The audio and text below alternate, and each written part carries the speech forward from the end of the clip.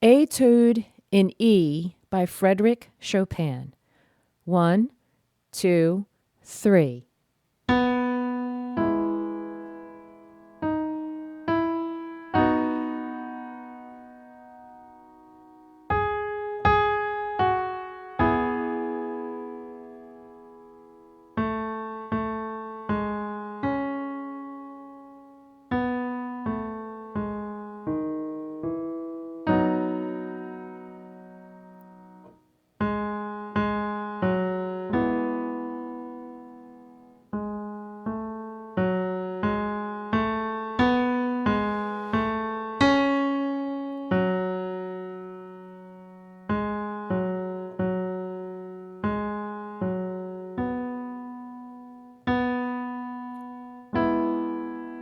What a beautiful melody.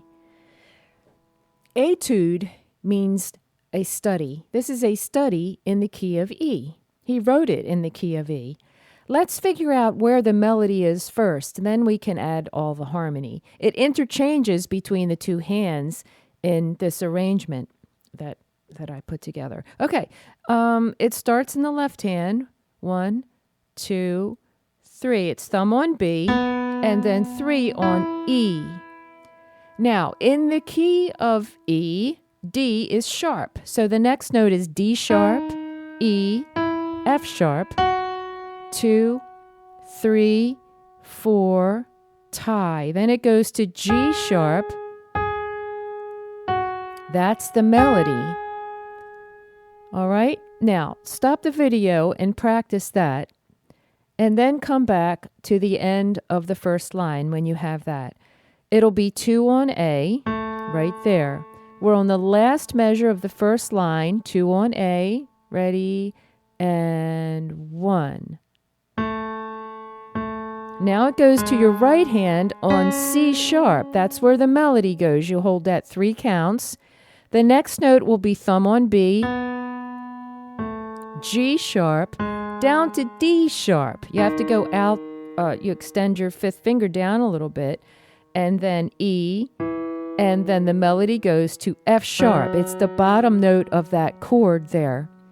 Then move your 3rd finger back up to G sharp for the 4th measure of the 2nd line. 3, 4, 1. G sharp. Go down to E. The melody is E there. Okay, let's continue on G sharp, A, F sharp, G sharp. Last line, we have 2 on A,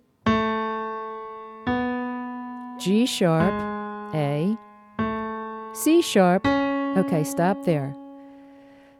Catch your breath and practice that. Then practice the 1st and 2nd lines. And now we are on the last line. You know what? Let's get back up and start the beginning of the last line. Let's repeat that, what we already did. A, B, G sharp, A, C sharp, F sharp. I held that F sharp 4 counts because it's a half note and a half note. All right, the next note is G sharp, F sharp.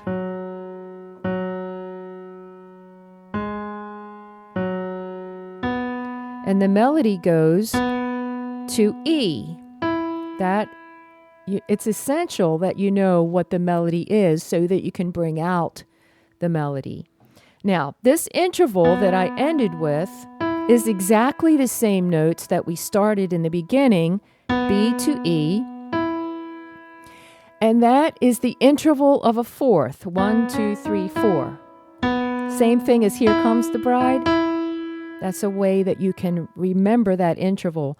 Intervals and recognizing them will help you not only read music with more ease, but will help you play by ear. Playing by ear is playing a song that you hear without music. All right, now we'll go back and put in the harmony to this. 1, 2, 3. It goes B. Now that outlines the E chord. And then you hold your left hand and you continue with your right hand. Now this is the B chord. It happens to be in root position. B, D sharp, F sharp is the B chord. Remember, we're studying, these are the essential chords in the key of E. All right, let's keep going. G sharp. Now, what is this? Guess what? That's the E chord. Then the G sharp's up here instead of down here, but that is the E chord. It's just spread out a little bit. Keep going with the melody on the last measure. 2 on A. C sharp. 2, 3. D sharp. E. Now, what is this? This is the B chord again. It's in second inversion, but if you put this F sharp up here, you can plainly see that that is the B chord, except that the F sharp is on the bottom. It's in an inversion. Okay, fourth measure of the second line. Put your third finger back on G sharp. Now here is an E chord right there in root position for you. E, G sharp, B. That's the E chord. Keep going. The melody is G sharp, A, F sharp, G sharp. Last line, A. Okay, this is the melody again. We've already done that. Go to the last measure and play the E chord in your left hand and an E in your right hand. The next thing you would do, now remember, this could take you a while to get that. Be patient with yourself. Okay, in the beginning, it's marked the dynamic P. That's piano. You're going to start soft. Then you have a crescendo. So each note in the second measure gets gradually louder. As far as dynamics, look at the second line where it says C-R-E-S-C. That is crescendo. That's the same thing that we just saw. That crescendo mark can be written out C-R-E-S-C. That just means that each note gradually gets louder at the end of the second line into the last line. Then we have a dynamic marking of M-F, mezzo forte. So then you play, not loud and not soft. Mezzo means in the middle. You're playing kind of the way you would just normally sit down and play. Not loud, not soft. And that's what that dynamic marking means.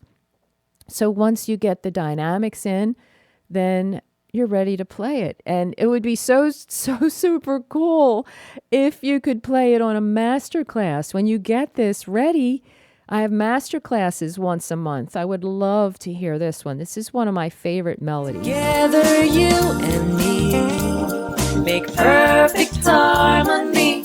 I hear a rhapsody